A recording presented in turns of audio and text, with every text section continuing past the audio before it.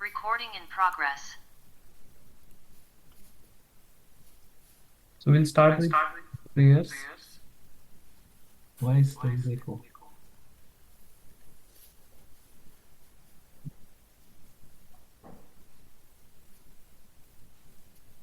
Om Namo Bhagavate Vasudevaya. Om Namo Bhagavate Vasudevaya. Om Namo Bhagavate Vasudevaya.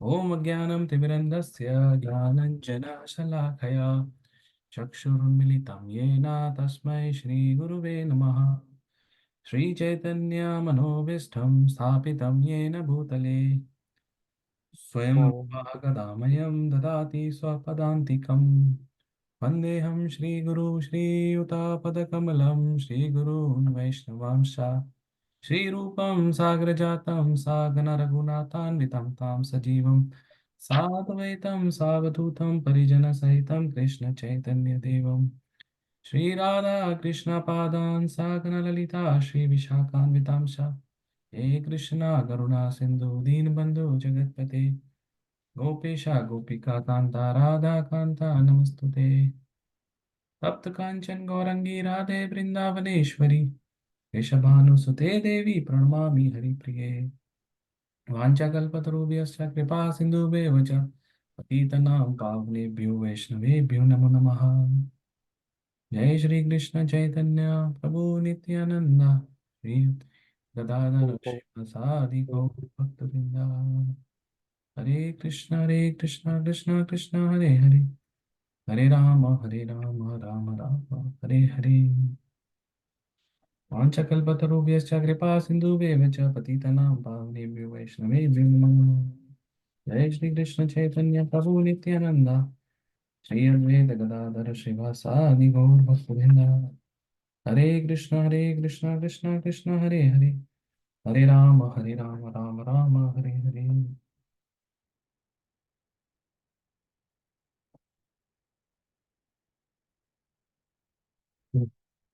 Hare Krishna, thanks for joining again. And today we'll continue from where we left last week. So I briefly just recap. We were discussing about the Vraj Mandal and various places in the Vraj Mandal Parikrama. And then also we discussed briefly about, I think someone asked the question like, is it physically residing in Vraj Mandal or Vrindavan better? Or in case we cannot decide, so what's the solution? So we discussed that our acharyas have mentioned that mentally if we can reside in Vrindavan, that's better, because even if we are physically present there, but if our mind is not there, then it's like even though we are physically there but we are not there. But if we are not physically there but mind is there, then even though we are not physically there, but we are in Vrindavan. But in order for us to be physically there, it's called Mansik Parikrama. Like we can do meditate on the pastimes, meditate on the different places in Vrindavan. So the benefit of doing this Brajmandal Parikrama is that when you go in person and stay at different places for almost a month and see with your eyes and also hear the Krishna Katha or the pastimes which happened at different Leela Sthalis from your ears, then that place will forever be there in your consciousness, and then it's easy to remember whenever you need to remember that place. For example, I'll just give you example, like one devotee who was in our parikrama. He was the commander of the parikrama, meaning he was the one who is going or know the routes, and he was doing it for last 30 years. Every year he used to come for 1 month and do parikrama. So he was telling that every day when he is not present, he does a Mansik Parikrama of Vrindavan. And it takes 15 minutes, 10 minutes. So in mind, he will close his eyes and start doing Parikrama, right? But for that to happen, you need to first know and visualize, right, in your mind. Because if there is nothing, then what you will do? So today we will discuss or explain about. I was thinking to do different uh, Leela Sthalis which comes in Vrindavan Parikrama. Okay, and before that, I'll just mention about little bit about glories of Braja dust, like Braja Raj. Wherever you go in Braja, there even the dust, water, plants, everything is worshipable in Braja. Okay, so in our Vaishnava literature or in the scriptures, there is glories of having the dust of a great devotee. It's mentioned that one cannot attain love for Krishna unless one puts the dust of the feet of a great devotee on his head, right? So in Vrajva, in Vrindavan, often people over there they talk about three things: Dhenu, Renu, and Venu. So Dhenu is cow. Wherever you go, you will see now there are a lot of cow gaushalas, and people over there are serving cows. Anywhere you go, you will see cow. Even in remote villages, you will see their cows at people's home. Like people over there are Brajvasis are traditionally Gopi Gopas, right? And Lord Krishna himself is a Gopa. Like when he was present here 5,000 years back, we all know that his father Nanda Maharaj was the king of all Vrindavan Braja, and he has 900,000 cows. And Lord Krishna also in his eternal pastimes in Golok Vrindavan is a Gopa, like, and all his friends and everyone there is Gopa or Gopi.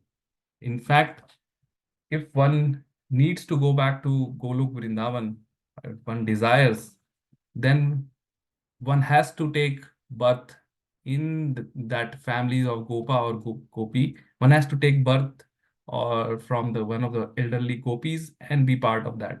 Like one cannot go and participate in Krishna Lila in any other form than Gopi or Gopa. For example, Lakshmi ji, who is we know the eternal consort of Lord Vishnu or Lord Narayan, right? She has a desire to also relish this Vrindavan pastimes and relish the association or pastimes with Krishna. But she has been doing tapasya in Vrindavan. There is a place called Belwan. Yeah, she has been doing tapasya there for years, for many, many thousands of years, but still she did not get entrance to Krishna Lila. Why? Because she wants to enter the Krishna Lila in her present form, in the form of Lakshmi with the opulent form, with jewelry and beautiful body like that. But it's not possible. And she also does not want to come under the, you can say, be a subservient to a gopi. So because she has that Aishwarya or the opulence, so she wants to just enter like that. So nobody can enter. Point why I'm saying this, even the great Lakshmi, who is the eternal consort of Lord Narayan and Vishnu, and there in Vaikuntha, she also cannot enter the Lord Krishna's pastimes in her present form, right? So the two requirements are there. One has to take birth in the family of gopis or gopa, and one has to be a subservient to those gopis. Like you cannot be there independently. We have to subservient and do a service to one of the gopis. So I was talking about in Braja, they talk about Dhenu, Renu, Venu, which means cow, dust, where Renu is dust, and flute. Venu is flute. Okay, and the glories of why the Vraj Raj, like dust is known as Raj in Vraj Bhasha. So why the glories of Raja are so important, that in Vrindavan the speciality is that not only the we see the dust which has the footprints of Srimati Radharani and Krishna present there, but all their associates and all the devotees and all the millions of pilgrims who come every year, they make that ground sacred by the touch of their bare feet, right? As they wander from temples to temple or do parikrama. In fact, all our previous acharyas have done this Vrajmandal parikrama, starting from Chaitanya Mahaprabhu himself. Lord Krishna also did the parikrama of Govardhan when he lifted the Govardhan hill. So I was also explaining that this parikrama started from the time Lord Krishna was here. He was the one who instructed all the Brajvasis to do Govardhan parikrama. And his guidelines was that those who are young and can do parikrama on feet should do it on feet.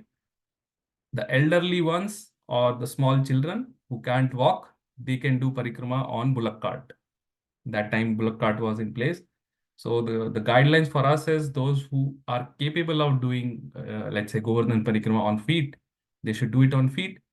But those who can't, then they should not feel dejected. They can do it on any other vehicle. Like nowadays, there are electric rickshaws, there are rickshaws. So you can do still on those things, rickshaws. Okay. So the benefit of doing the parikrama is like you will see the pastimes, and also you will feel like dham itself has its own spiritual potency. So we will feel that potency, and dham itself will bless the conditioned soul to come closer to Lord Krishna and Srimati Radharani. So that is why every year millions, many thousands of devotees go from all parts of the world and take part, particularly in the month of Kartik, and do parikramas there, right? And so yeah, so and then many devotees there are few places they will roll in the like Vraj Raj, like they will lie on the ground and then roll in the Vraj Raj. In fact, there are many devotees there who just uh, put the dust on their uh, head or on their what you call arms. In fact, it's purifying like the dust from any other place. Like if you touch, for example, if we touch here, it's non-purifying. You have to take shower because, but over there, if you touch the dust, it's purifying. It has the purifying effect.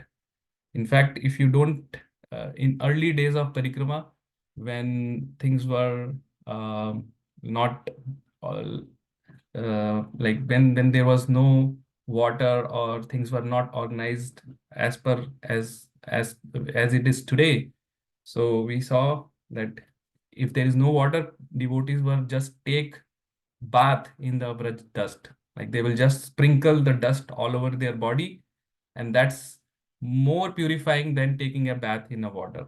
So that is the glories of Braj, that it makes one purified. Okay. Mm. And Sri Raghunath Das Goswami, who is one of the Goswamis, I will just read one of his uh, in one of his commentaries. He says that how can anyone enter the ocean of Shamaras without worshipping the dust of Sri Radha's lotus feet and without living in Vrindavan where Srimati Radha Rani's footprints are found. In other words, without Vrindavan Vas and Raj, which is mercy packed with the dust of Radha's lotus feet, no one can experience the intimate loving moods of Sri Krishna. Living in Vraja affords one the opportunity to worship the foot dust of Vrindavan Vilasini Srimati Radharani, which of course is not available anywhere else in the universe. So you see here, by living and going to Vrindavan, one can get the opportunity to actually worship the dust of Srimati Radharani's lotus feet, which is not available anywhere else, not just on earth, in anywhere in the universe. That is what Srila Raghunath Das Goswami, who is one of the six Goswamis who resided in Vrindavan and discovered all these places, he mentioned that. Okay.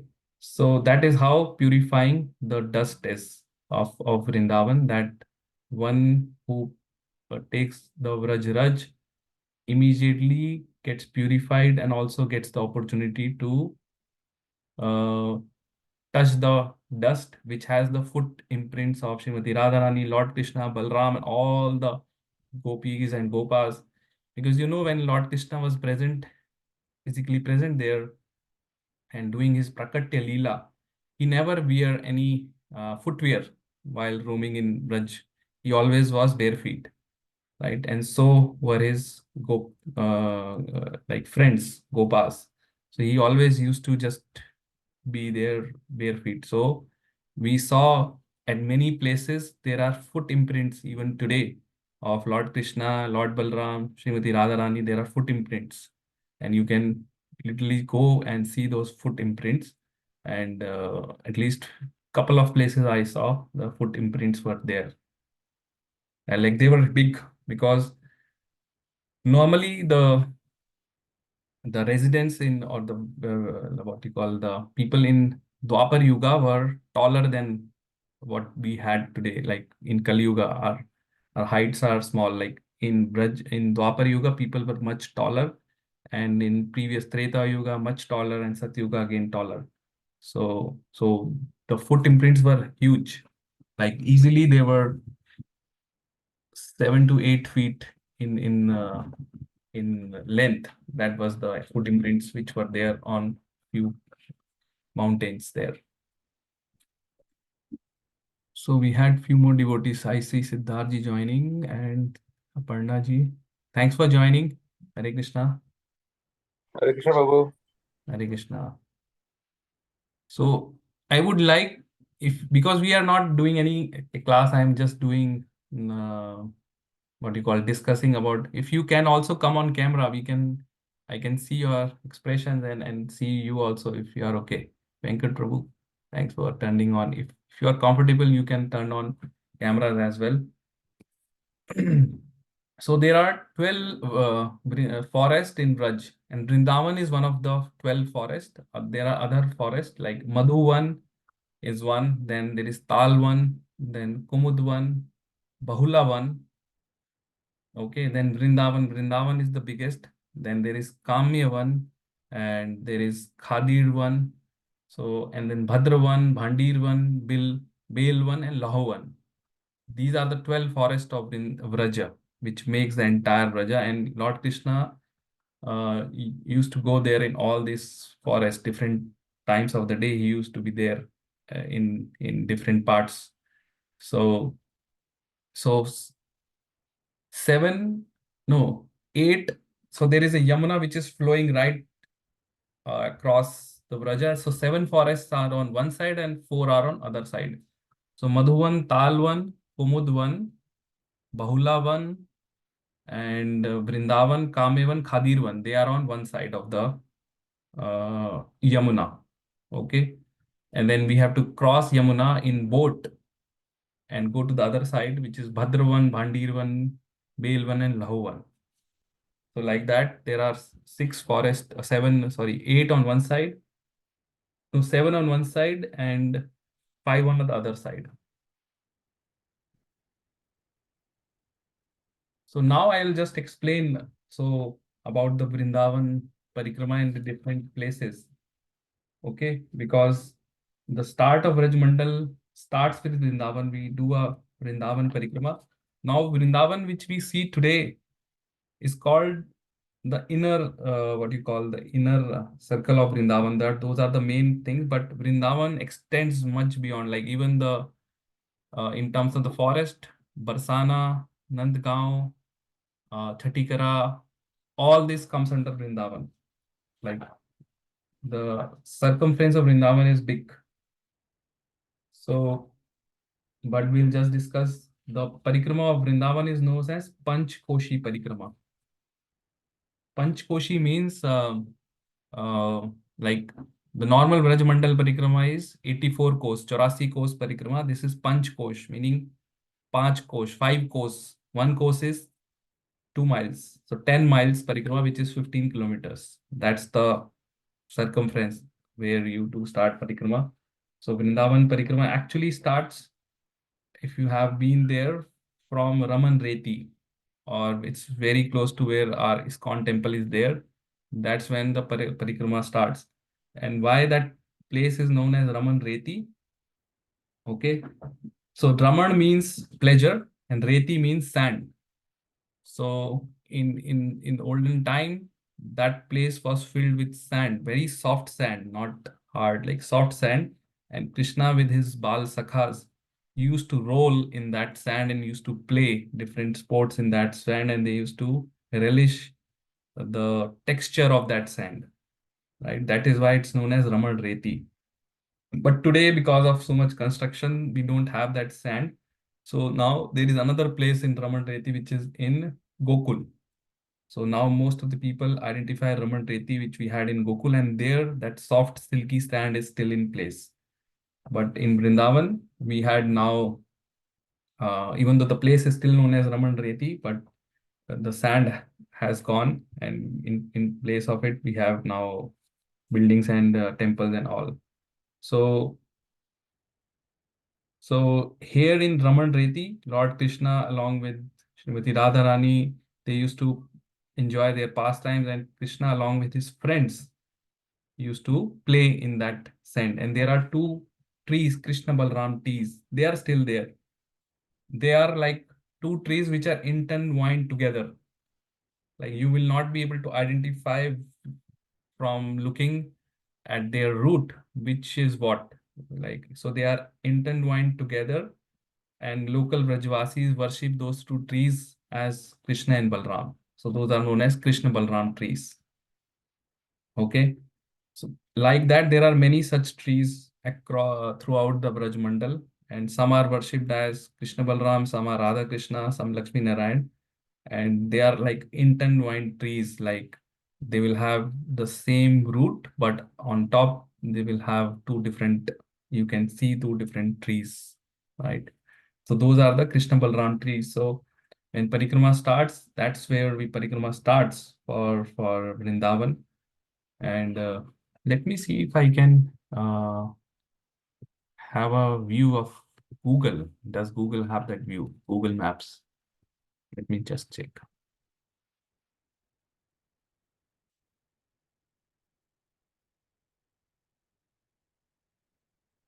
How many of you have been there to Vrindavan and done the Parikrama of Vrindavan? Anyone here? No? Yes, Prabhu. Yes, Oh, Prabhu. oh, you have done? Okay, great.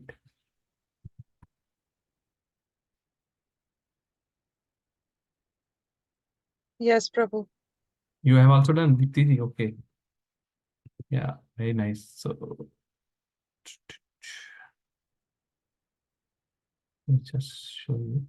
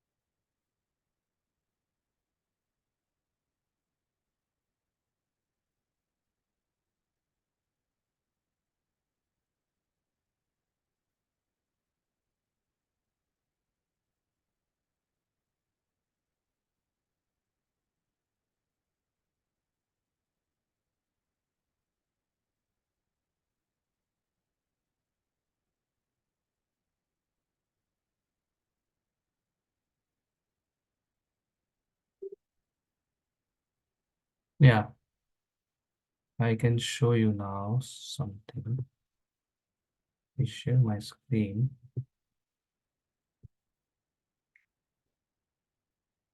You can see my screen, right? So, Yeah, Prabhu. yes, okay. So here is this Krishna Balram temple, which is ISKCON Vrindavan. I'm showing you the satellite view. And we go here, and this is the Parikrama mark. And the Parikrama actually starts from here and ends in there. It's a circular. So I'll just show you. So like this, it goes. And here, somewhere here is the two trees, Krishna Balram trees, which I was referring. And then it further goes like this path. It follows. And then comes, this is Bhakti Vedant Hospital, which is established by Srila Prabhupada. Or not, yeah. And today, many devotees over there who they are being treated there, and few devotees, like I know few devotees, Prabhupada disciple who had a life setting like cancer or this, they just come there and be there and they just leave their body there. And so right here across Bhaktivedant Hospital is where we had the first, it's called Varha Ghat. So what happens is once Lord Krishna was playing in the sand, again, those days Yamuna used to come here, till here, till we have Bhaktivedant Hospital. So that's why there was a ghat here. So once it is said like Krishna showed was playing in the sand here and along with his friends, and he was basically uh, fully, you can say, immersed in the sand. So his friend told like you are behaving as if you are Varha. Varha means right, Varha, boar incarnation. So Krishna told his friends, yes, I was Varha in one of my previous incarnation. He was like that, jokingly telling. Then Krishna, the friends did not believe. He say, really, like they were joking at you are bluffing. They can't believe. And then Krishna really showed his form as Lord Varaha to his friends here at Varha. So that is why this place is known as Varha, like where Krishna showed his form of Varha to the cowherd boys. Okay, so we know, right, Lord Varha is one of the forms of it also comes in Dashavatar form, Vara, where he rescued the Bhumi Devi from Garbhodak ocean when the our Bhumi Devi or Earth was dislodged from its orbit by Hiranyaksh. Hiranyaksh was a elder brother of Hiranyakashipu. So this happened in Satyuga, where the he was so powerful he dislodged the Earth from its orbit and put it in Garbhodak ocean. And Lord Varaha came in the form of boar incarnation, like Lord Krishna came in the form of boar incarnation and rescued the Bhumi Devi from the Garbhodak ocean and put it back in his orbit. And he fought with Hiranyaksh for many, many thousands of years. So Lord Vara is one of the presiding deities of Rajmandal. Okay. And it's also mentioned that his eternal residence is at Shaukari Vateshwar, just south of Agravan on the southern petal of lotus of Raja. And after killing Hiranyaksh and lifting the earth from Garbha ocean, Lord Varaha took rest in Rajmandal at Mathura. There is a ghat called Vishram Ghat where he took rest, and there he also spoke Adi Varaha Puran to Bhumi Devi, Mother Earth. Okay, so this is the pastime which happened. So here, right across where I was, Bhaktivedanta Hospital, that's where we had Mother Varaha Ghat, somewhere here. That is the first stop where Krishna showed his Varaha form to cowherd boys. Okay, now we further go, then you see here, right, Madan Ter. That is another stop, Madan Ter Ghat. So here it's mentioned that Krishna was once enjoying the pastimes with the gopis when the Kamadev, Kamadev is the Cupid, he came. He's also known as to enchant Lord Krishna.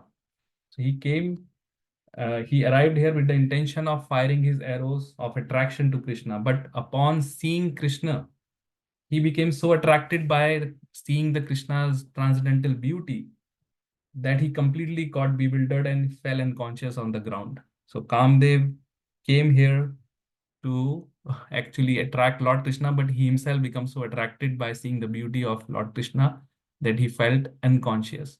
So that is where we had Madan Ter here. There is a temple also, Madan Ter. It's known as Madan Ter Ghat. Then we further go down. Uh, okay.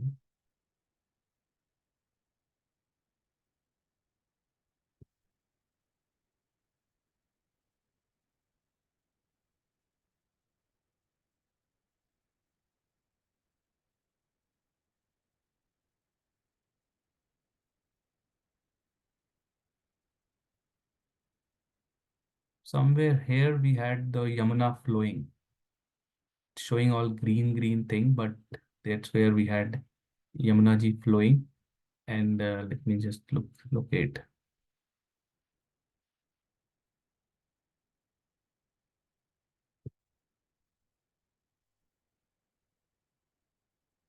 Now that place is not Goshala, it's called Goshala on Parikrama Marg here. Okay, so it's called Goshala here. So right across here there is Yamuna flowing. So now where we had ISKCON Goshala, now that is the original Goshala where Nand Baba used to have his own Goshala. So that is known as Go Ghat. Go means cow, Ghat means again the banks. So it is said that once, like Krishna subdued the Kaliya serpent, right? And he rescued or saved all the Vrajvasis from the poisonous uh, venom which Kaliya was polluting the Yamuna river. So there, after Krishna not killed, like he subdued the Kaliya and made him go away from Yamuna. So Nand Maharaj came to this place and he gave away a large number of cows in charity to Brahmanas. Okay. So that is why it's known as Goghat. And today we had ISKCON Goshala, a Goshala there under the care of ISKCON. And this is the same place where even Nand Maharaj donated hundreds and thousands of cows, and there was a Goshala during that time. So this is known as Goghat. And right across this, there is Yamuna flowing. Okay. And then further we go in this path, we come to a place called Kalia Ghat. So Kalia Ghat is where Lord Krishna subdued the Kaliya serpent and make him go away. And there was a nice pastime which was explained, like, because the wives of Kaliya, Nag Patnis, were devotees, and just because of those Nag Patnis, that Kaliya was saved from the wrath of Lord Krishna. Like Lord Krishna blessed him actually. In a way, he blessed him because Krishna put his feet on his head, which is very rare, right? Krishna stand on the hoods of Lord this serpent Kaliya, and his footprints were now permanently imprinted on the hoods of Kaliya. Okay, so that is where the Kaliya Ghat is, and where Krishna subdued the Kaliya. And Kaliya actually came to this Kaliya Ghat because this was the only place in entire earth where, like, we know traditionally serpents and this has a enmity with what you call Garud. I don't know what Garud. So Kalia was fearing from Garud, and this is the only place where Garud, the eagle carrier of Lord Vishnu, right? He could not come here due to some curse. So he could Garuda not to enter Vrindavan due to a curse which was given to Garud Dev by Saubhari Muni. So Kalia actually moved his residence to this place in Yamuna just because he would be saved from Garud. He does not have to fear from Garud Dev. So that's why he was coming here. But because of his presence, this whole Yamuna river got poisoned. And slowly when cows and their calves used to come and drink water, they fell unconscious, right? So because of the poison, and also the fishes and other living entities who were residing in Yamuna, they started dying. So Krishna then decided that he has to act, and then one day when he was playing with his cowherd boys with the ball or something, the ball fell in Yamuna, and on the pretext of getting that ball, Krishna climbed the Kadamba tree and directly jumped in the Yamuna, and then he went inside the Yamuna and fought with the Kalia, right? So, and then this great snake, he immediately grabbed hold of Krishna in his coils because this Kali is very, very powerful.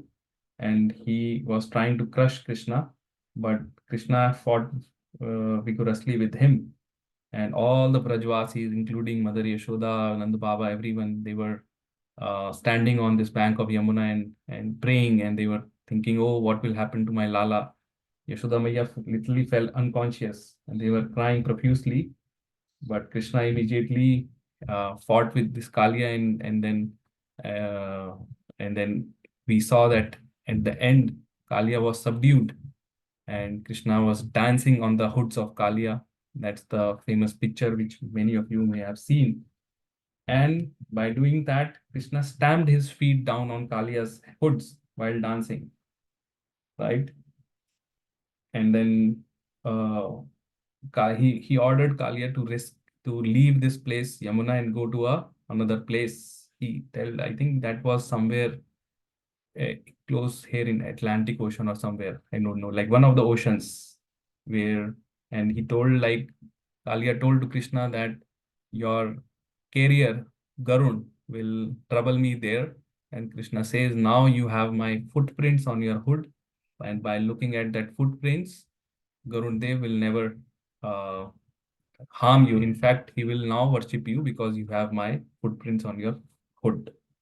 So that was the pastime which happened at the Kalia Ghat, where Krishna ordered him to leave the Yamuna river and depart along with his wives, children to the ocean, where he would not where he would not be he does not have to worry about Garun Dev, and also the innocent residents of Yamuna would be saved. And then Kali actually agreed to the proposal, and after bowing his hoods in submission, he could quickly left the Yamuna River forever. So that is the Kalia Ghat. It's somewhere here, in between here. Let me just see. It's between ISKCON Gaushala and the Madan Mohan Temple. Madan Mohan. Madan Mohan Temple. This one. Okay, here Madan Mohan Temple is. So somewhere in between this Kalia Ghat is there.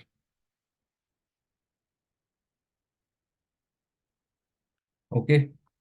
So far, any questions?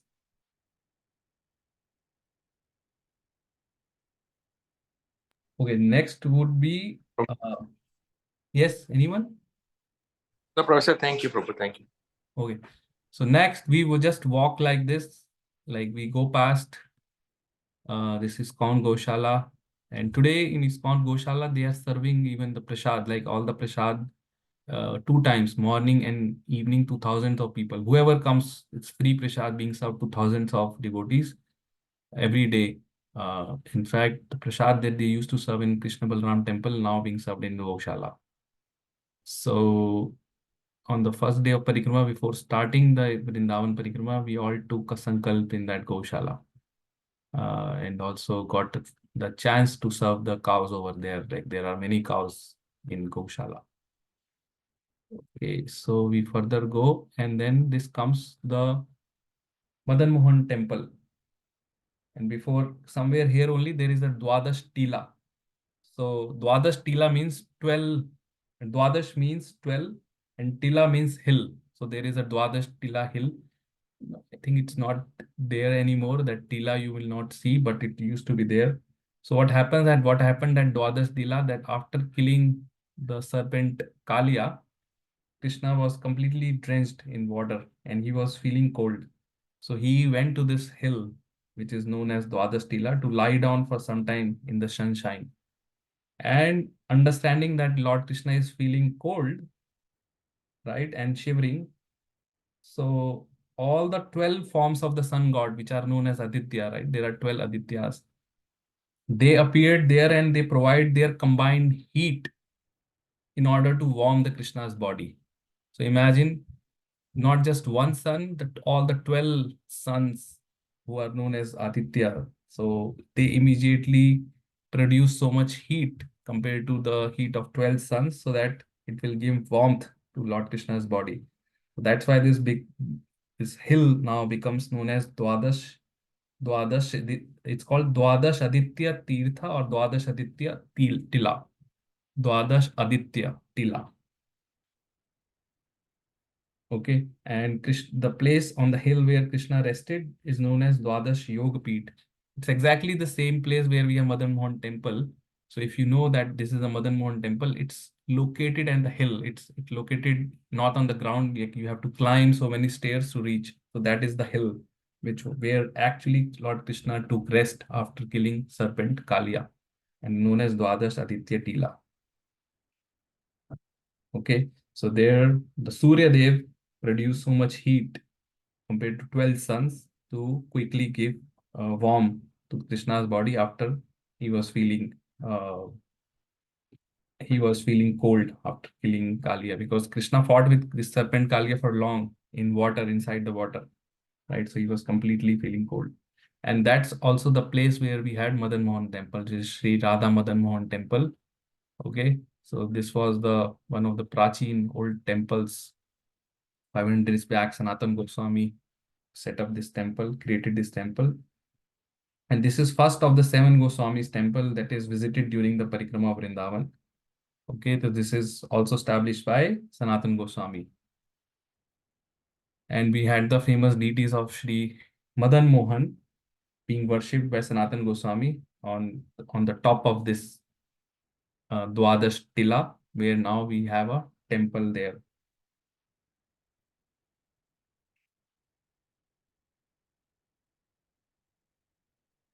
So there is a big story of Lord Madan Mohan. I think we will discuss that maybe next time. Like this Madan Mohan there in the form of deity is still there, but during the time of Aurangzeb, the real deity which was there was moved from here to Rajasthan. And then another deity is here. But Sanatan Goswami was performing his bhajan on top of this Dwadash Tila, and he used to worship the deity of Madan Mohan. And there is a big pastime how that deity came to uh, Sanatan Goswami, right?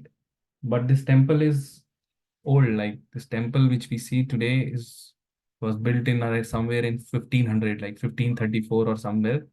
So those days there was one merchant. His name was Ramdas Kapoor. So he built the temple. He was a merchant, and I think the pastime goes that his boat got stuck, because this place across Yamuna used to be a trade route during those days. So many traders used to ship their goods using boat. So there is this merchant known as Ramdas Kapoor, right? Who came here along with his boat, and his boat got stuck on the banks of Yamuna. And then he went there was nobody around there, so he came out and asked Sanatan Goswami to help him. And Sanatan Goswami did say, I could not help. I am an old person, but there is a young boy who can help you. And that he was referring to that young boy as Lord Krishna. So finally his boat was rescued, and then that Ramdas Kapoor came to Sanatan Goswami and asked how can he serve him and help him, because he helped him rescued his boat. And then he told, if you wish, you can build a temple here, which we see today. So this temple, Madan Mohan, was built by by the merchant Ramdas Kapoor under the direction of Sanatan Goswami. So this temple was in 1670 during the time of this cruel person Aurangzeb. He actually tried to destroy the temple, and he did some damage to this temple. And during that time, the original deity of Lord Madan Mohan was moved from this, and I think it went to Karoli. Yes, Karoli is a place in Rajasthan, because those days all these Mughal rulers, they never were able to attack Rajasthan. It was all secured because the Rajputs over there were so powerful. So they never. So it went to the Jaipur royal family, actually, the deity of Madan Mohan. And the princes of that Jaipur royal family used to worship that deity. Okay. So it went to Jaipur. And finally, when that princess got married, it went along with that princess to Karoli because she was so attached to that deity, she could not bear the separation of Lord Madan Mohan. So I think it went to Karoli.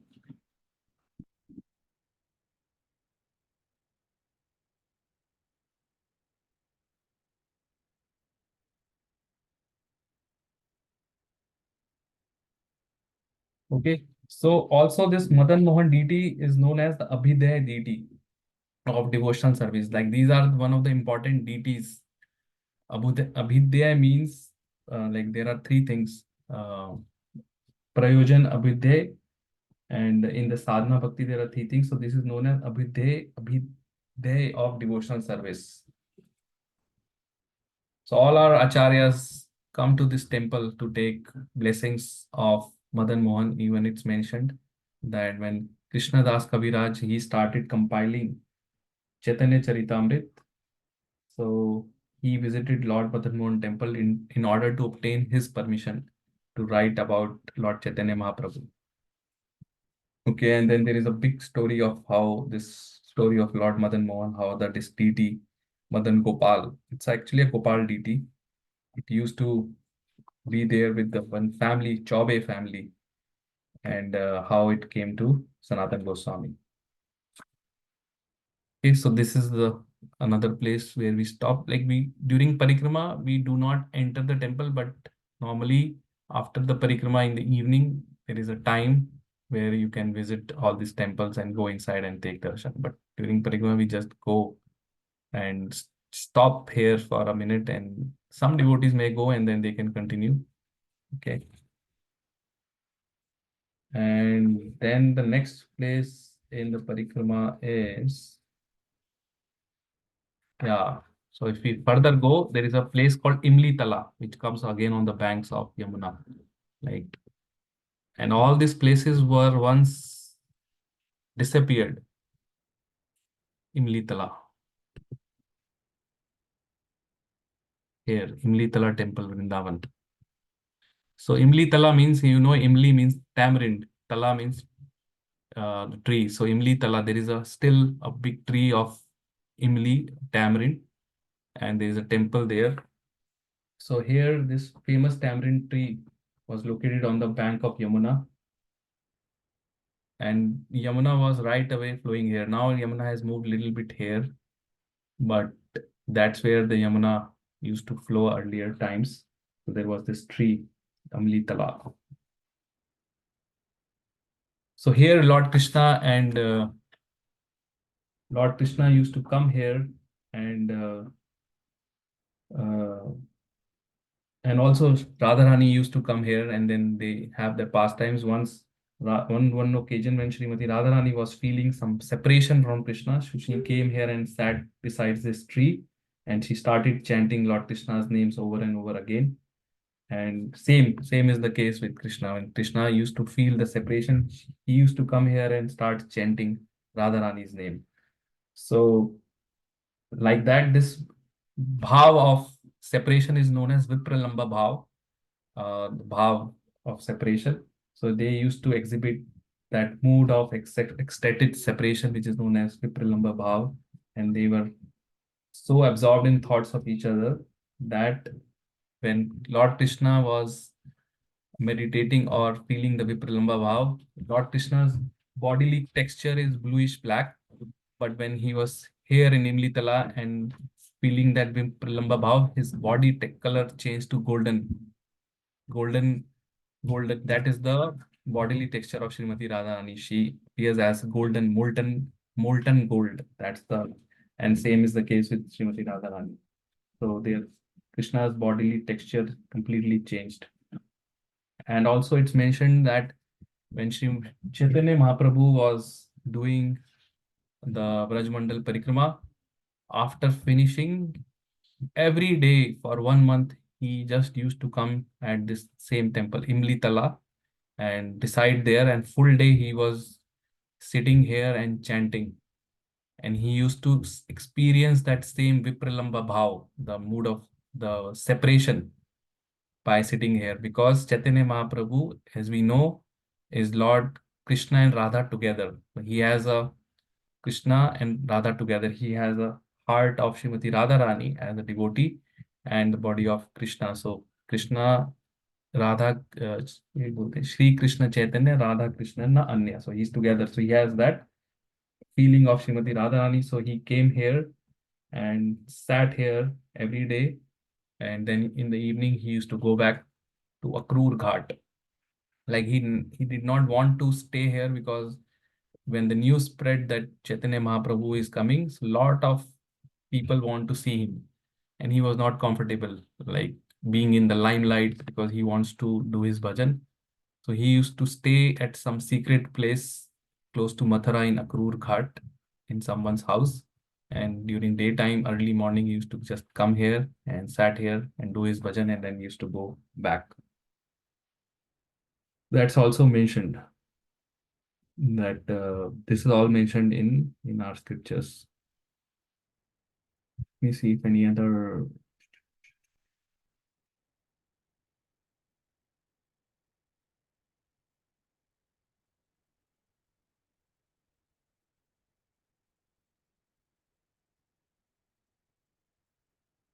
Yeah, that is a place called Amlitala. Okay, and then very close to Amlitala, there is another famous temple, Radha Damodar Temple. This is the temple where we had the Radha Damodar deities. Even today we had the deities there. And Srila Prabhupada, before coming to West, he stayed in this temple in one room for several years. And that is the place where Srila Prabhupada wrote the commentary or Srimad Bhagavatam commentary for first canto. And he used to reside at this temple in one of the rooms. Today, if you visit this temple, you will see that same room. It's a small room. And there is a kitchen where Srila Prabhupada used to prepare his meals and uh, spend his time. And also in this temple, you will see the samadhis of all our acharyas. There is a samadhi there. So there is a quote that even when, so that time nobody knew Srila Prabhupada, only few people knew because he was not that famous. But after he became famous, after he opened so many temples across the world, when he went back to Vrindavan, he still stayed at that same room uh, and still stayed there. And Prabhupada just mentioned, this is mentioned in our book. I'll just read that from one of the Prabhupada. So he says that, okay, when I used to stay in these rooms of Sri Damodar temple, then while seeing the samadhis of Srila Rupa Goswami and Jiva Goswami, I used to chant Hare Krishna Japa. And doing that, he created many of these books. Well, let me read. He says that I got the inspiration to write all these books in English from Srila Jiva Goswami and Rupa Goswami's samadhis. And then he says, after I built several hundreds of temples, still this place is special to him and he always wants to reside at this place, Radha Damodar temple. So even when he opened so many temples, I think he still went here and stayed at this Radha Damodar temple in 70s. And prior to that, he used to live here in late 50s and early 60s in this temple, Radha Damodar temple. Okay. And further down, if you see here this is known as, those who can read Hindi, Parikrama Marg, very established. So then next part comes this Vamshi Vat. Vamshi, now there is a temple also, Vamshi Vat. Okay. And somewhere close to here, there is Shringarvat also. Vamsivat, Shringarvat. So there are, what means, what do you call what? It's a, I forgot the name in English, but it's called Vat Vriksh, being the banyan tree. Yeah. So there are these very old banyan trees which are known as Vat Vriksh. They are like, you will see, literally, I saw a few banyan trees several thousand years. There, one of the branches, they will start touching the ground, right? And then the branches itself, new branches will come out.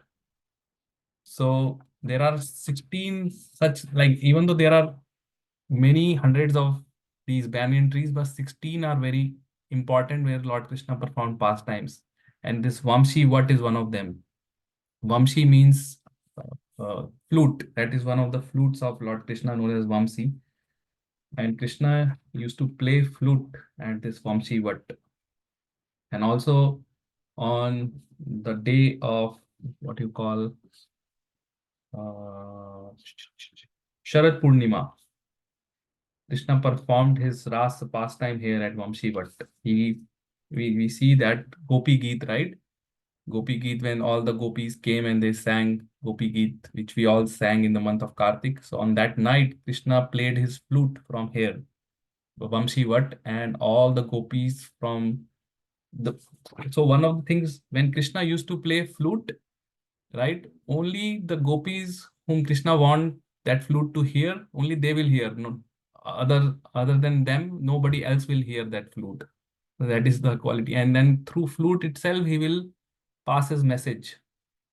It's also mentioned that Lord Brahma acquired this all the Vedic knowledge from third note of flute. Like, so Krishna played his flute, and from the third note, all the Vedic knowledge transformed and came inside Lord Brahma's heart. So his flute is very, very powerful. Like, so on the day of Sharad Purnima, which is the day night just before Kartik month starts, Krishna played his flute from here, Vamsi Vat, on the banks of Yamuna, and all the gopis, they came here, and then they have a Maharas, and and uh, and then during that Maharas, few gopis have the feeling of pride, because in the Ras, Krishna, millions and billions of gopis came, billions of gopis. Now it's beyond our comprehension that how come those billions gopis came, because from all over the universe, everywhere the gopis came on that day. And Krishna was playing his flute. And it's also mentioned that Maharas went for 1 day of Brahma, which is 4.2 billion years. Okay. So you can imagine Krishna actually stopped the time. So that night when that Maharas happened, went for 4.2 billion earthly years, but nobody knew that, meaning ordinary people, they were all sleeping, and Krishna literally stopped the time on that night because all the gopis wanted to have that dance. So that is also mentioned. I think it's mentioned in one of the scriptures I heard, Pal Champu or someone. So there, at one time, Krishna disappeared from the scene. Suddenly he disappeared, and that's when all the gopis sang this Gopi Geet. In the separation of Lord Krishna, they sang this 18 verses, which now becomes famous Gopi Geet, and it also has a mention in Srimad Bhagavatam. So that is the same place, Vamshi Vat, where Krishna played the flute. Let me just locate that here. Yes, Vamshi Vat. So this Vamshi is one of the kinds of flute of Krishna. Krishna has many flutes. So one of the flutes is known as Vamshi. Okay, like that. So on this day, there is a tradition that even today, devotees prepare the kheer and they keep it outside at night, uh, and then have it as prasad next day, because it's a full moon night. It's the day of Sharad Purnima. So Purnima is full moon. It says that under the light of moon, they will put the kheer, and then hoping that Lord Krishna and Srimati Radharani and all the gopis will relish, and then in the morning they will take it as Mahaprasad.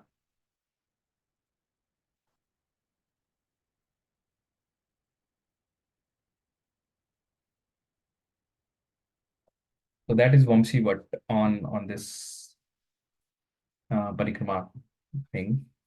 Let me just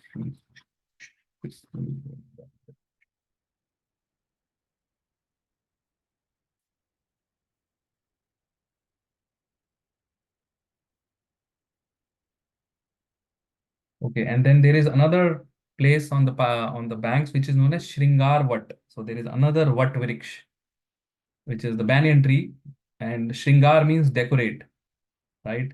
So at the Shringar Vat, it's actually located within the area of Seva Kunj. So here Krishna used to decorate Srimati Radharani. He personally will decorate him, Srimati Radharani, at this Shringar Vat. And while sitting under the banyan tree, Krishna combed Radharani's hair into braids and decorated her long black hairs with aromatic forest flowers. Okay, and then put Anjan. Anjan is that what you call kajal in her eyes. Like that, he will decorate Srimati Radharani here at Shringarvat. And at one occasion, even the cowherd boys, Krishna's friends, they decorated Krishna with ornaments, jewelry, costumes, fragrance, flowers at this Shringarvat.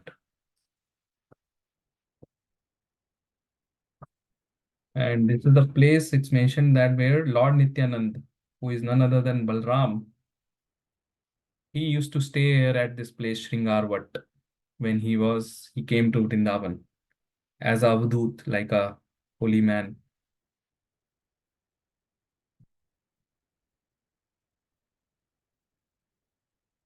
Okay, and then he will get into the mood of Gopas, like complete as a cowherd boy, Nityanand, because he is none other than Balram, and he would roll on the ground in great ecstasy. And on some occasions, he would decorate himself with flowers and cry out the names of Krishna, very loud voice, while shedding torrents of tears. So he was absorbed in the mood of Lord Balram and was shedding the tears in separation from his younger brother Krishna. Because during Chaitanya Mahaprabhu and Nityanand Prabhu's pastime, Nityanand Prabhu was not always together. Like he was never together with Chaitanya Mahaprabhu, so he was feeling the separation from his brother, which is Chaitanya Mahaprabhu or Krishna. So he came here and felt that separation and was feeling the and in that ecstatic again this is Vipra Lamba Bhav, like ecstatic bhav in the mood of separation.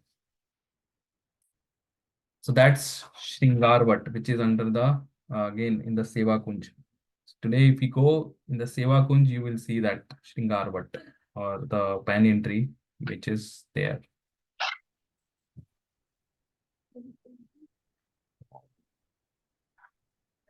Prabhu, are you sharing maps? Let me share again. I stopped sharing. So let me share again. So this is Vamsivat, and if I type Shringarvat, you will see.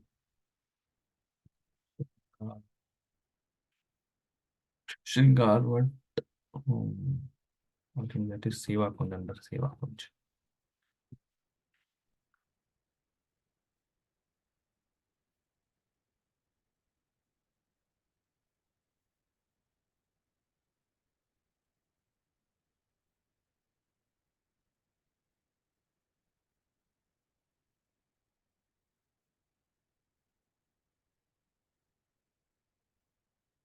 Really, that is where Seva Kunj is, where Shringarvat is there. So this is Imli Tala, and there is Seva Kunj. So not far, very close by. Just okay. And then there are many temples, like, and then there is Vamsivat here, Radha Damodar temple here. And then further down, you will see the Chir Ghat. So there are two places, Chir Ghat. This is Yamuna river flowing. Chir Ghat, as we know, all the gopis came here, and then Krishna took their clothes as a boy and then he put it on.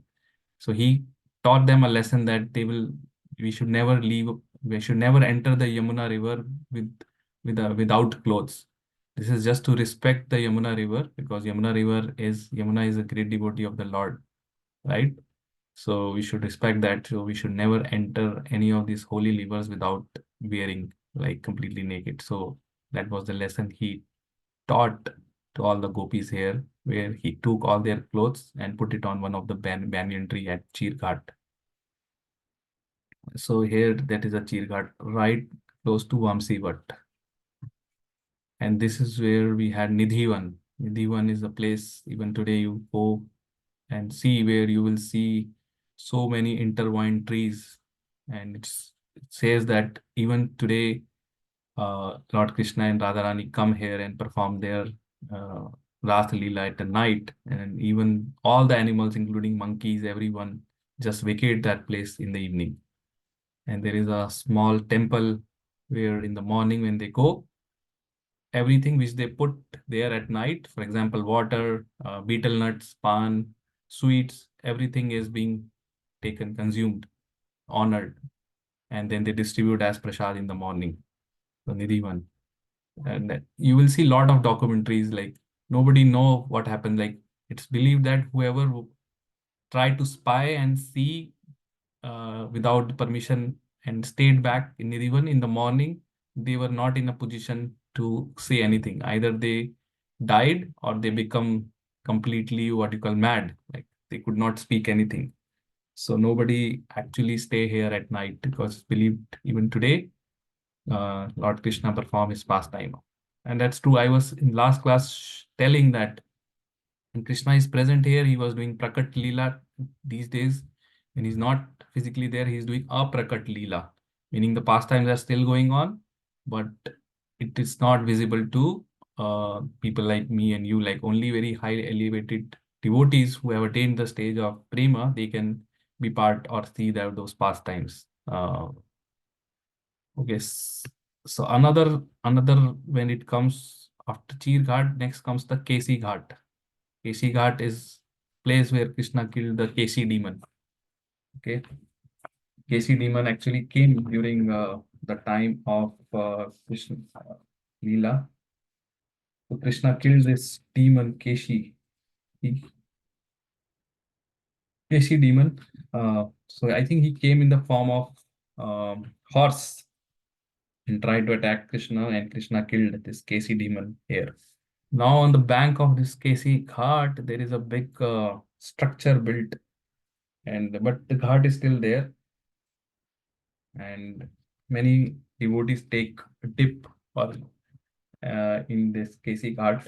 You will see a lot of devotees taking dip in Kesi Ghat here.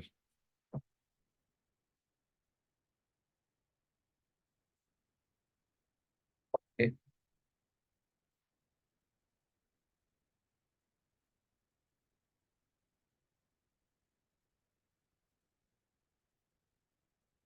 So Seva Kunj, which is here, which I was showing, Seva Kunj here. This is one of the Ras Thalis. So Lord Krishna has many of these thalis, Ras Thalis. This is one of the main Ras Thalis, Seva Kunj here. Okay. And so this is a must visit place. And in Seva Kunj, you had one Ras Mandal, and then you have Rang Mahal and Lalita Kund.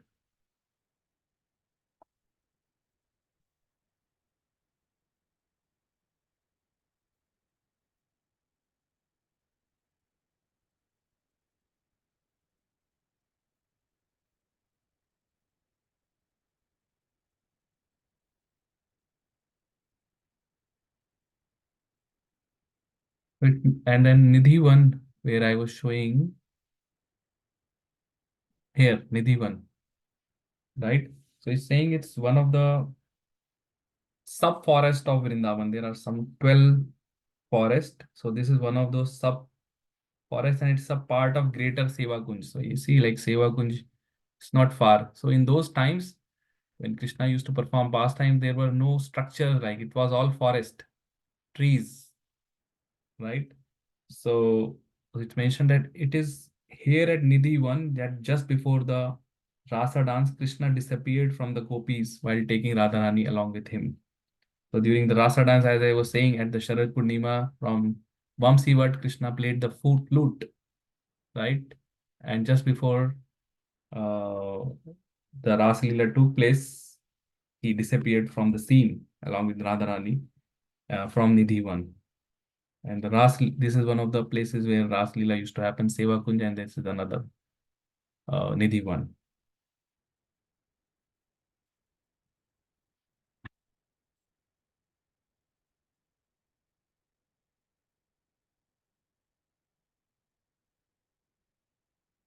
Oh, this is something new. I am just reading now for Keshi Ghat. It says that in Adi Vara Puran, it says that Keshi Tirth, the place where Keshi demon was killed by Krishna, is 100 times more sacred than the Ganges. So this place, taking a dip here, is 100 times more sacred than taking a dip in holy Ganges. And by offering pind to forefathers at Keshi Tirth, one attains the result of offering pind in Gaya. So, like there is a tradition that to offer pindadan or oblations to our forefathers, one goes to the Gaya, which is somewhere in Bihar.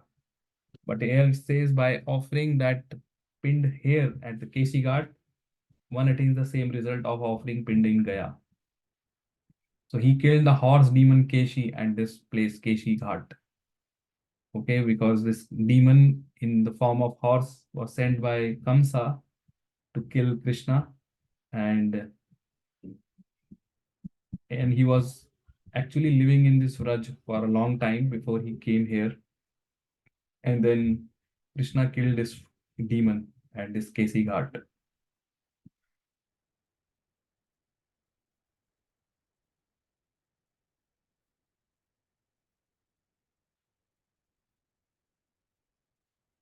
So then we just go around this Kesi Ghat from here, and there is this few people do there. You will see there is a boating also happening here, Yamuna boating. And then you just this is the Parikrama mark, like you keep walking on the Parikrama mark, and then there are many things here.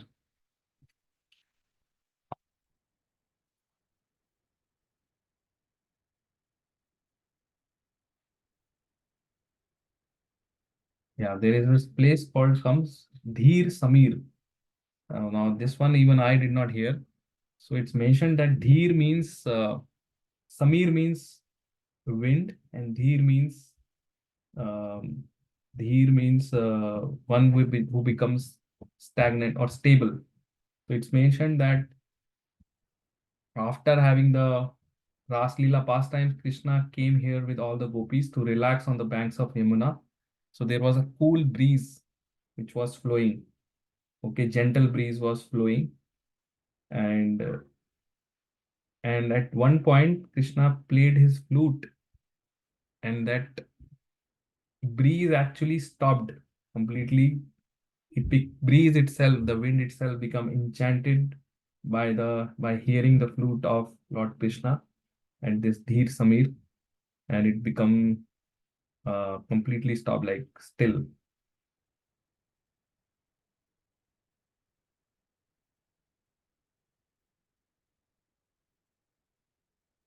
So that is the Dheer Samir.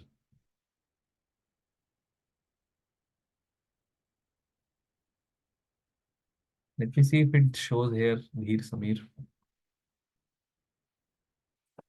Dheer Samir. No, it doesn't show.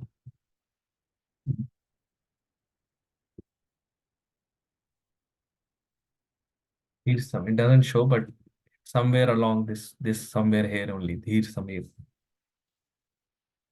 Okay.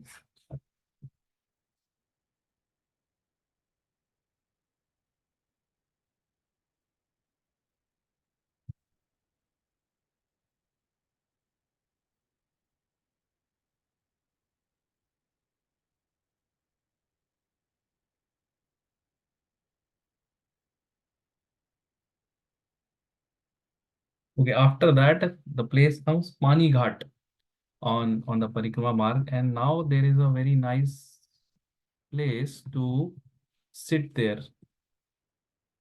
Pani Ghat, let me see. Yeah, here, Pani Ghat.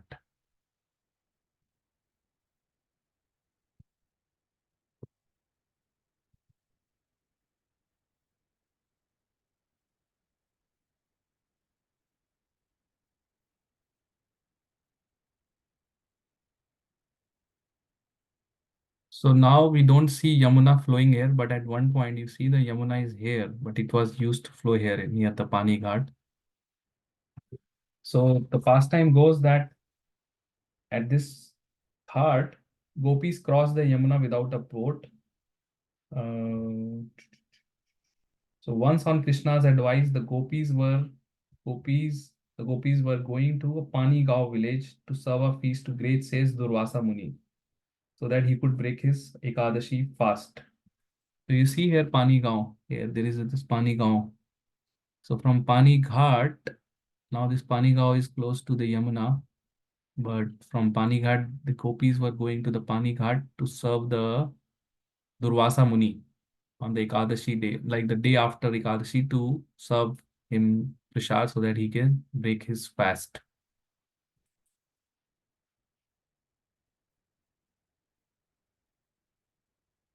So on those days, there were no boats in those days to go to the Pani Gaon on the shore of Yamuna.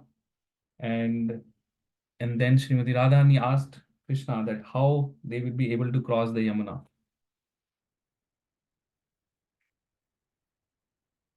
And then Krishna then told them how they can cross. And when the gopis reached the river bank, remembering what Krishna has told, Radharani prayed to Yamuna ji and then said, oh yeah, this story came. So Krishna told them to tell to the Yamuna ji that if Krishna is a brahmachari, then please, Mother Yamuna, please give us the path. So now all the gopis did not believe, right? Because Krishna is having so many pastimes with gopis, so how come he can be a brahmachari? Krishna says that you go to the Yamuna and tell Mother Yamuna that if Krishna is brahmachari, then give us the path. So then gopis reach to Yamuna ji and then said same thing, that if Krishna is brahmachari, then please give us the path. And as soon as Yamuna ji heard these words spoken by Srimati Radharani, at that very moment, the current of the river subsided and they gave a shallow path to for all the gopis to reach to the other side. So Yamuna ji actually gave them the path, like they become shallow, and then the gopis cross this Yamuna river without boat, and they were able to reach the other side of Yamuna river without this boat to serve the Durvasa Muni a wonderful feast. So being pleased with the gopis, Durvasa gave his heartfelt blessings to all of them. And at this place, Pani Gaon, Radharani received a special blessing from this Durvasa Muni that whatever she cooked would always taste like nectar. And whoever ate her cooking would never become sick and would also live a long life.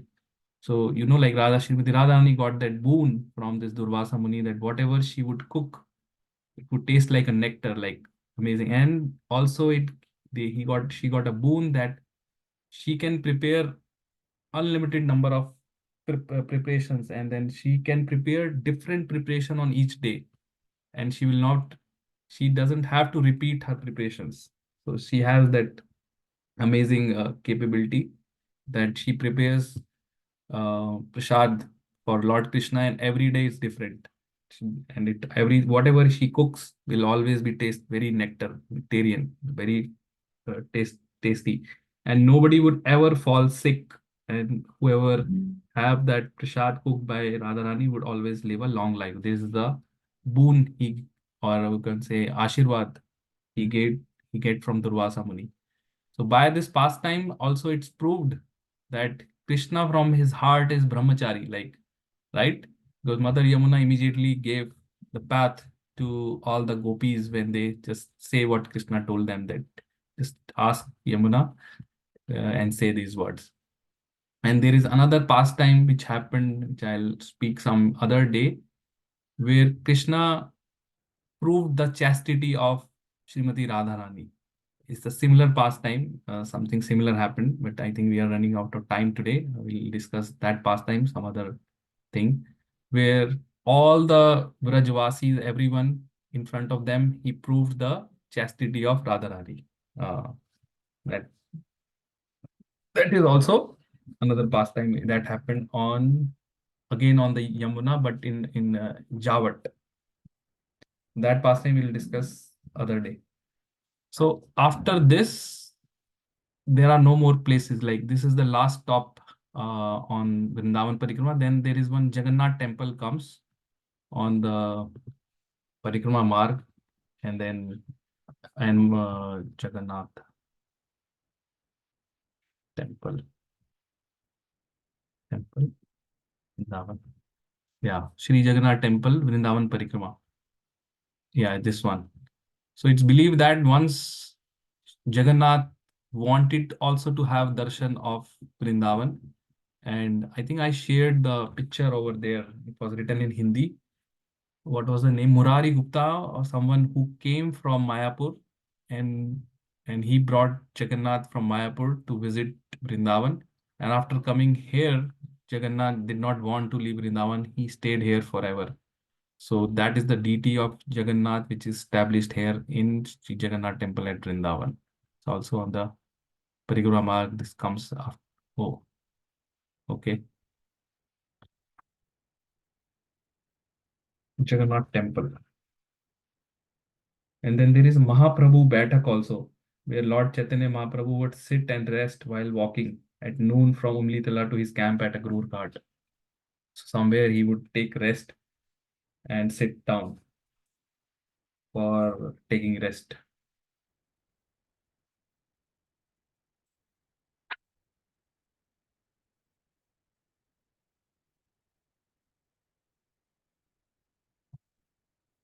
Let me see. And then there are other 6 Goswamis temple like Radha Raman Mandir, Radha Gopinath temple, Radha Kokulanand temple. All these 6 Goswamis established, each of the Goswami established their temple. So when one visit Vrindavan, you can go and take darshan of all the deities. These are all the deities which were established during 5,000 years back by Vajranabh, who is the great grandson of Lord Krishna. He established many of these deities. And obviously this Bihari temple, Baki Bihari temple, which is the self-manifested deities. And it appeared at Nidhivan from Sri Haridas. So Baki Bihari temple, I think that is one of the most famous temple where most of the people who come here Vrindavan now visit. But other 6 Goswami temples are equally important. Okay, so we finish here. We stop here and then we'll discuss other day, other pastimes. Oh, I think only three people remaining. Venkat Prabhu and then I see Tejal Mataji, all other already left. Let's stop the recording.